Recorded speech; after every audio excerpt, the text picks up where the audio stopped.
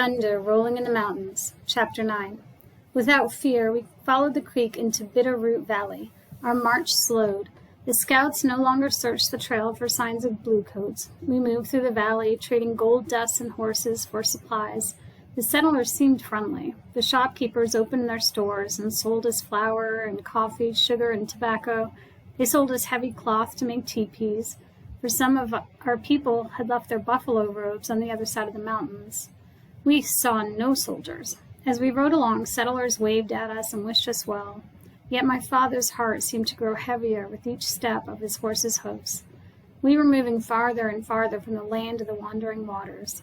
Digging my heels into the sides of my spotted pony, I rode to his side. His eyes looked at the line of trees where the sky met the earth, but he did not see them. There was pain in his gaze. "Are we safe, Father?" I asked. "Safe for now," he answered without turning his head. "We have left the war behind us in Montana with our enemies, but we will never see our home again. My heart is sick, and I fear to die in a strange land, far from the bones of my father and mother." "We can still fight," I said. "The blood of our people has been shed, and the young men are ready to die in battle." My words made him look at me. "Do not talk like that," he said. "The white settlers are like the sands of the river. No matter how many we kill, more come. Our warriors would die, and so would many of those who do not fight. And who would care for our women and children when the warriors are dead? They would still be far from home. We must protect our women and children, even if it means we are strangers in the land."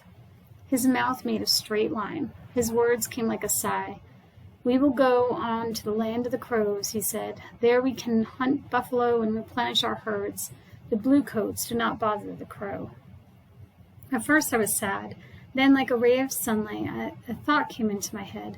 If the war really was over, 2 moons would let the marriage go forward, and I began to feel happy. When we reached the crows, Swan Necklace could find colored earths and paint our marriage blanket. Then we could have our own teepee.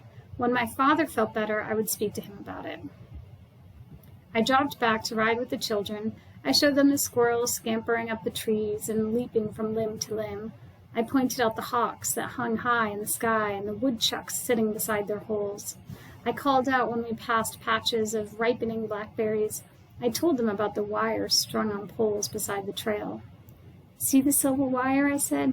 "It talks all day and night. It sings like a lark, sending the settlers' words from one town to the next." The children's laughter rang out for the first time since we left Salmon Creek. They did not believe that a wire could send talk across the miles. I found it hard to believe myself, but my father had told me about the click-clack. He said the clicks ran through the wire like evil spirits, telling the one-armed general which trails we took and where we camped each night. Swan Necklace joined us.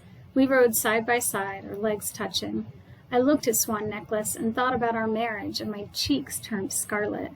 To hide my embarrassment, I told the children stories about Coyote, the trickster with magic powers.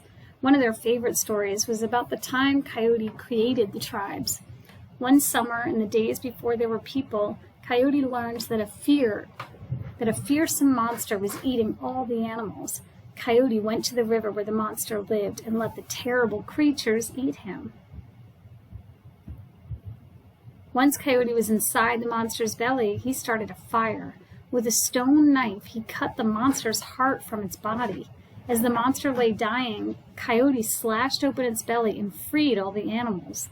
Coyote cut the monster's body into pieces and flung them across the land. Each piece of bloody flesh became a tribe.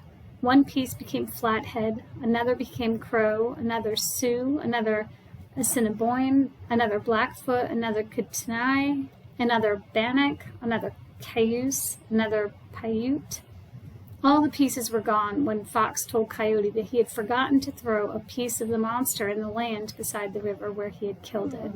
Coyote picked up the monster's heart and sprinkled the land with its rich blood. The drops of blood became Nimipu, the real people. Coyote never threw away the monster's heart and liver. To this day, you can see them, 2 huge stone mounds in the center of our country. Another time, Coyote and Black Bear got into a ferocious argument. Coyote was busy fishing when the argument started. He became so angry that he marched out of the river and threw his fish net way up the hill. Then he grabbed Black Bear by the scruff of his neck and shook him hard, saying he'd teach the bear not to bother him while he was fishing. He picked up Black Bear and threw him against the wall on the other side of the river, using his magic powers to turn the bear into stone. And there they remain to this day, high above the clear water, the net on one bank of the river and the bear on the other. I told stories until the shadows fell and we came to a halt. We had been in the valley for 10 suns.